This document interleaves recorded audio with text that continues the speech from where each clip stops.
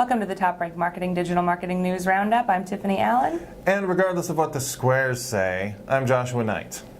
Go on. I'm just saying, I'm not listening to squares, rhombuses, triangles, equilateral triangles even. I'm not beholden to geographic shapes. I just feel like you got to make a stand somewhere. Yeah, you can't let them run your lives. Next thing you know, you got a parallelogram telling you where you can park before you go to work.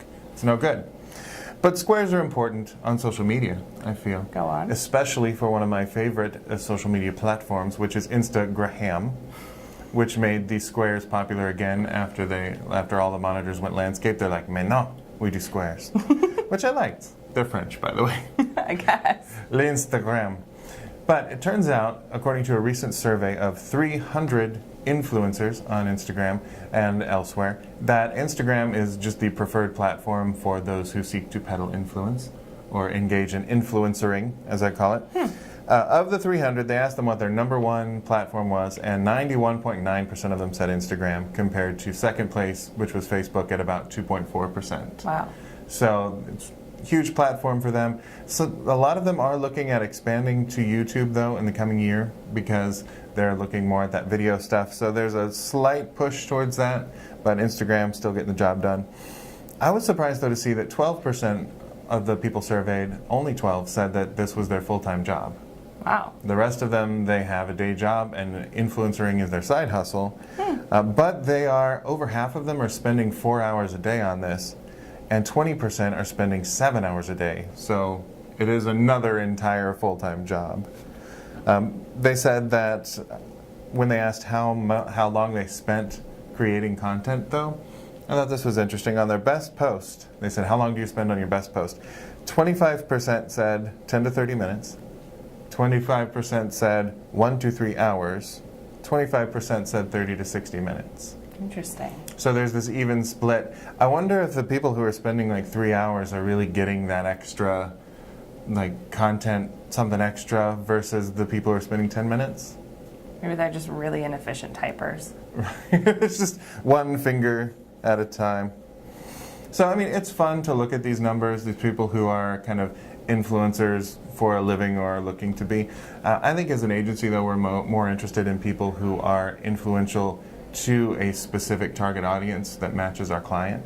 So nothing against people who get paid to hold a bottle of water. If I could get paid for that, totally would. Or, you know, wear a certain kind of shoes. I'm not currently wearing shoes. It's fair. It's not. Sponsors. But I think for us, influencer marketing can mean something a little deeper, a little cooler, and something that is well worth looking into for even a B2B type folks. Absolutely. What do you say? I'd say. Well, in other surprising advertising news, I know the IAB just released a report that shows that desktop and mobile ad revenue have actually bumped TV ad revenue out of the #1 spot for the first time, I think, since, of course, the report has been aired, which is amazing. Take that, TV. Yeah, you take that, TV. So the digital revenue surged by 22% year over year, which is like $72.5 billion total in 2016, compared to TV's measly $71.3 billion ad spend, which actually, I mean, like, it's a good chunk of change, I'm not going to lie, but I take it. Makes sense. It's a huge kind of hallmark for the digital marketing industry, just generally speaking, that these ad revenues are starting to really overtake, showing the power of targeting your audience where they are when they're there, rather than kind of captivating them with TV ads. And so many other things where people are multi-screening, multitasking, not really paying attention. Other notable increases, so digital video ad revenues increased by 55% year over year. Mobile video revenue, though, grew up by 145% year over year. Holy cow. So as you can imagine, this whole mobile thing is really taking off in terms of ad revenue, but we're seeing some really great increases here, and I'm excited to see what this year shakes out as next year, just to kind of get that comparison going. Yeah, it makes sense when you think about, like, we're talking about second screening, that if you're holding a phone and watching TV, you've already got the phone there, and when you're not watching TV, you're also holding the phone. Yeah. And when you're doing virtually anything now, you're holding a phone. Hold actually. the phone. First joke. All right, put that on the scoreboard. So I admit, kind of an emotional connection with my smartphone, which I thought made me weird and shameful. I never spoke of it. However, it turns out that more consumers are connecting with companies and survey of 1,000 consumers has shown exactly what makes them develop that brand affinity. So I thought this was interesting. They broke it down for the types of businesses that are most likely to inspire an emotional connection. 33% of men said electronics. So again, I'm not alone in, wanting to sleep with my phone right by my pillow just in case That it birthday needs party me in the you night. threw it last year was a little bit weird. Well, you have to, because you can only throw one birthday party, and then the next year you gotta trade it in for the new one. That's fair. Might as well let it feel special for a minute. I was kind of sad to see that for women, the biggest category was fashion, 12%. It's like, are we past that as a society? But then I felt glad to see that for shoe brands, 9% of men said they could form an emotional connection with a shoe brand, and only 4% of women. So breaking down the stereotypes there. And actually more men than women across the board make emotional connections with brands. 68% of men, 64% of women. So the biggest companies that people were the most connected to, not surprising at all, Apple, Nike, and Nintendo, which if you're in a certain demographic, Nintendo was your entire childhood, right at the height of the craze. And even now, like my kid plays Mario Maker, and all those. So those were the three big ones. The biggest reasons that people make brand connections, though, I thought was the most important part of this report for marketers. The first biggest priority was they care about people like me. If a brand can make you feel like they care about people like you, that's the number one influencer.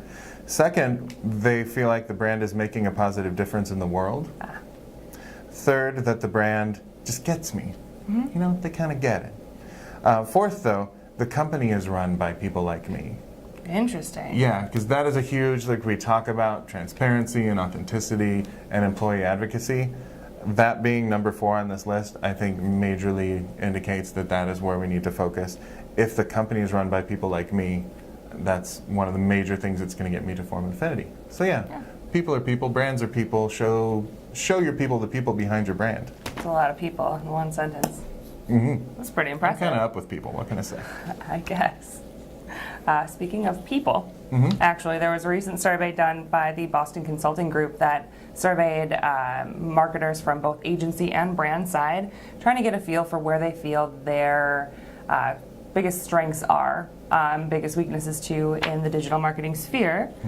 The average score with brands and agency marketers was 57 out of 100 as a combined group, which is interesting, but 2/3 of brand marketers rated their organizations below 60 out of 100, 100 being the perfect score, of course, here. But 2/3 of agency marketers scored their firms at over 65.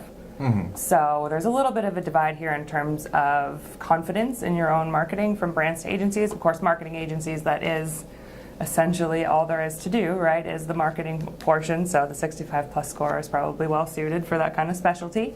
But what's really interesting, I think, is that social media and search were the two areas where brands and agencies both felt they were strongest, and both felt they were weakest in mobile app development and mobile ads, which, as you know from what we just talked about, is one of the biggest things are these mobile ads. So there's a huge area of discrepancy between what's most effective, what's actually getting done, and how comfortable people feel with that technology. So that's kind of a wake-up call for all of us to say, hey, you know what, this mobile thing, just like that internet kind of took off a few years ago, is really something we should be watching. I feel like we should just add a segment to the end of the show where we say, and this week's reminder that mobile is hugely, hugely important. Mobile is very, very important, and you should probably keep doing mobile stuff. It seems like every week we have, like, mobile traffic is now outstripping desktop and laptop traffic and all those things. Yeah, mobile marketing is just becoming marketing. Absolutely. No matter what the squares say. No matter what the squares say. Well, that is all the news we have for you this week. We'll be back next week with more digital marketing news. If you need more in the meantime, you can follow TopRank at TopRank or subscribe to the TopRank blog, toprankblog.com.